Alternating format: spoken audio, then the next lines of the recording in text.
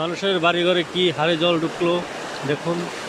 Main রোডে দাঁড়িয়ে আমি ভিডিও করছি, মেন রোডের উপরে কিভাবে জল ঢুকছে।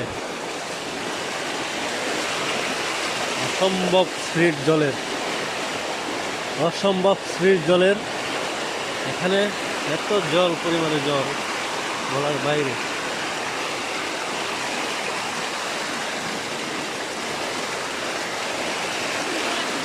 হ্যাঁ,